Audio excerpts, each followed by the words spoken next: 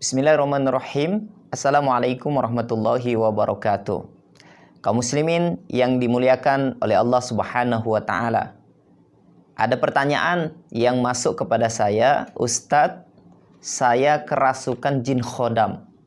Saya tidak menginginkannya, tapi jin itu tidak mau keluar.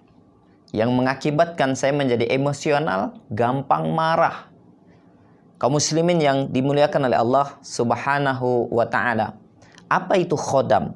Khodam adalah istilah umum untuk jin yang merasuki tubuh dengan alasan ingin membantu, ingin bersahabat, atau ingin bekerja sama dalam kebaikan.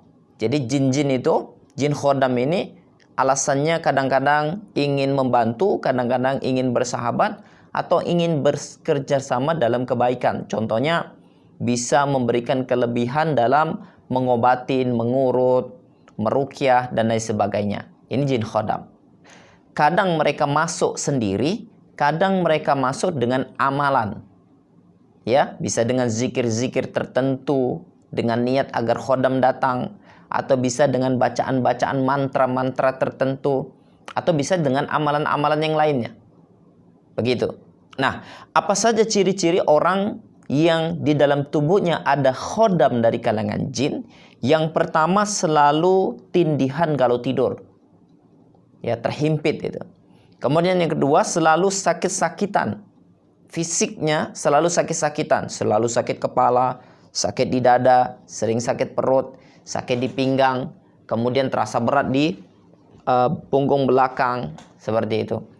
Kemudian yang ketiga, gampang marah, dan kalau sudah marah, pengennya bergaduh, pengennya berantem, baku hantam. Nah, ini ciri-ciri khodam juga. Kemudian berikutnya, yang keempat, cenderung sombong. Orang yang di dalam tubuhnya ada khodam, biasanya dia sombong. Merasa dirinya hebat, merasa dirinya kuat, dan meremehkan orang lain. Yang kelima, susah dapat kerjaan. Kalau usaha selalu bangkrut, kalau cari kerjaan selalu gagal.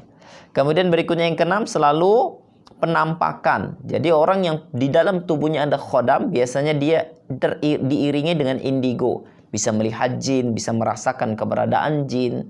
Seperti itu, sehingga hidupnya menjadi gelisah.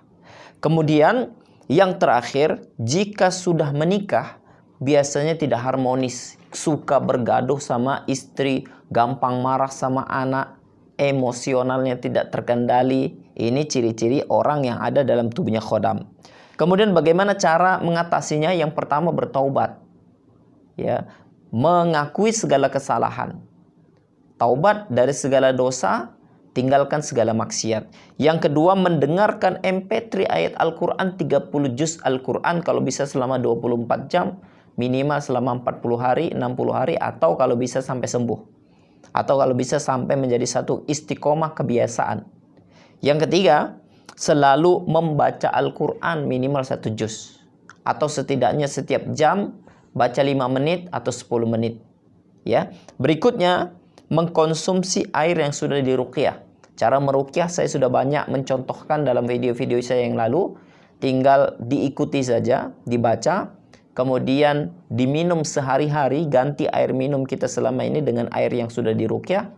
Kemudian air yang sudah diruqyah itu dicampurkan di air mandi, di ember atau di baldi, untuk kemudian dimandikan setiap hari.